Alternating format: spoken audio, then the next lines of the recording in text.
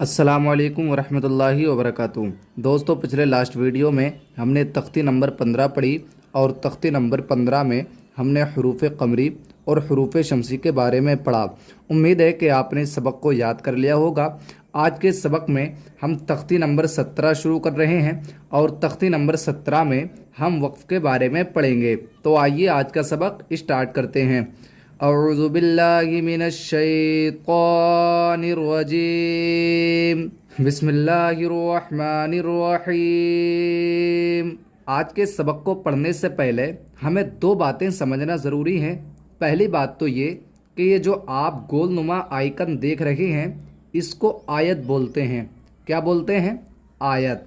और दूसरी बात ये, कुरान पाक को यूँ तो बहुत सारे लोग पढ़ लेते हैं मगर कुरान पाक उनसे अच्छे से पढ़ना नहीं आता। कुरान पाक पढ़ने का मतलब ये है कि कुरान पाक को ग्रामर के साथ पढ़ा जाए। जिस तरह से आप इंग्लिश सीखते हैं या जिस तरह से आप हिंदी सीखते हैं, तो इंग्लिश ज़बान को या हिंदी ज़बान को सीखने के लिए ग्रामर का सीखना कंपलसरी होता है। ऐसे ही कुरान पाक पढ़ने के लिए ग्रामर सीखना ज़रूरी होता है। अभी हम ग्रामर ही सीख रहे हैं और हमारी ग्रामर में रूल नंबर 17 चल रहा है। तो आज के सबक में हम ये पढ़ेंगे कि कुरान पाक को जब हम पढ़ते हैं तो कुरान पाक में कहाँ रुकना चाहिए और कहाँ नहीं रुकना चाहिए। तो आइए पढ़ते हैं। अऊज़ु बिल्लाहि मिनश शैतानिर रजीम, बिस्मिल्लाह।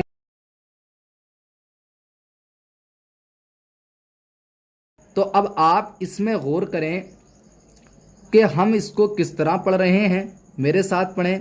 अऊज़ु बिल्लाहि मिनश शैतानिर रजीम। ये आऊज़ु बिल्लाह और बिस्मिल्लाह आपको अच्छे से पढ़नी है। अगर आऊज़ु बिल्लाह और बिस्मिल्लाह आपके अच्छे से याद नहीं है और अगर आप किसी को सुना रहे हैं या आपसे कोई सुन रहा है तो सुनने वाला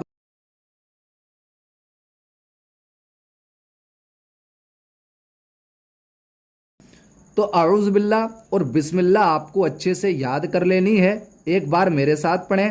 अऊज़ु बिल्लाहि मिनश शैतानिर रजीम, बिस्मिल्लाहिर्रहमानिर रहीम। तो आपने एक चीज़ नोट की कि हम यहाँ पर भी रुके और यहाँ पर भी रुके। इसी रुकने को, ठहरने को हम वक्फ कहते हैं। क्या कहते हैं? वक्फ।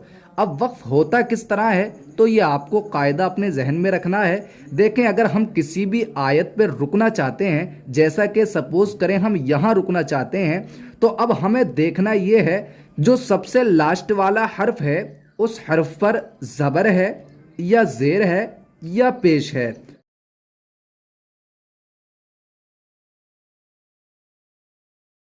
तो हम जब यहाँ रुकेंगे तो रुकते समय ज़बर, ज़ेर, पेश इनको हटाकर साकिन कर देंगे।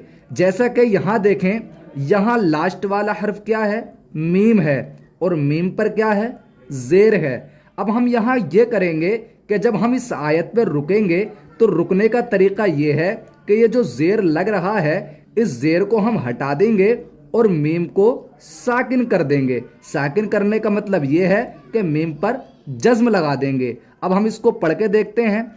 अऊज़ु बिल्लाहि मिनश शैतानिर रजीम। तो देखें, हमने यहाँ मीम को साकिन किया और अगर मीम को साकिन ना करें तो ऐसे पढ़ेंगे।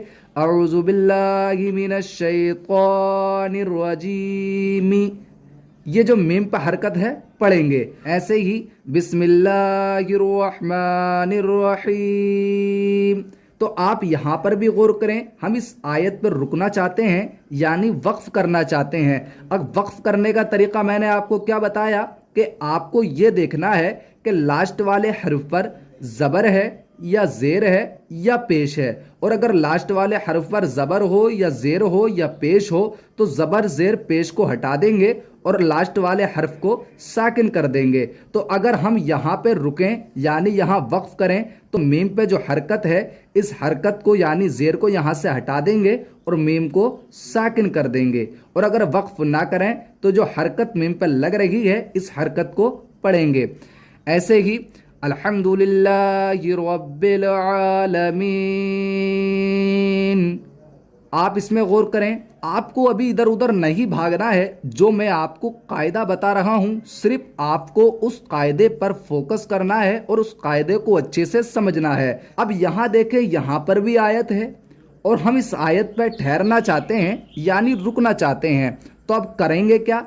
अब हम ये करेंगे कि लास्ट वाले हर्फ को देखेंगे कि लास्ट वाले हर्फ पर ज़बर है, ज़ेर है, पेश है।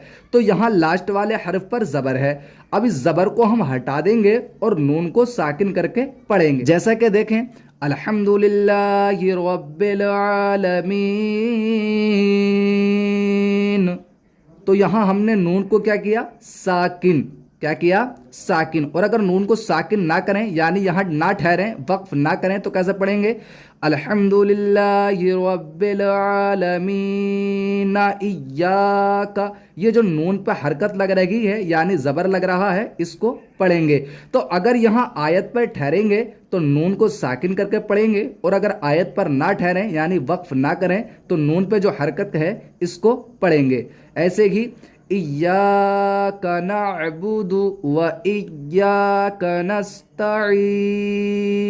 तो अगर मैं आपसे क्वेश्चन करूं कि बताएं हम इस आयत पर ठहरना चाहते हैं यानी वक्फ करना चाहते हैं, तो जब हम वक्फ करेंगे तो वक्फ करने का तरीका क्या होगा? तो आप कहेंगे कि लास्ट वाले हर्फ पर अगर ज़बर हो या ज़ेर हो या पेश हो, तो ज़बर, ज़ेर, पेश को हटाकर आखिरी वाले हर्फ को साकिन करके पढ़ेंगे। यानी इस तरह पढ़ेंगे, इय्याका नअबुदु व इय्याका नस्तईन, नस्तईन। आप देखें नून साकिन हो रहा है, और अगर नून को साकिन ना करें तो ऐसे पढ़ेंगे, इय्याका नअबुदु व इय्याका नस्तईन व। तो अगर यहाँ आयत पर वक्फ हम करेंगे तो नून को साकिन करेंगे और सांस तोड़ेंगे, और अगर यहाँ वक्फ ना करें तो जो नून पर हरकत लग रही है, इस हरकत को पढ़ेंगे और सांस भी नहीं तोड़ेंगे। तो आज का ये सबक हम यहीं तक रहने देते हैं। आज के सबक में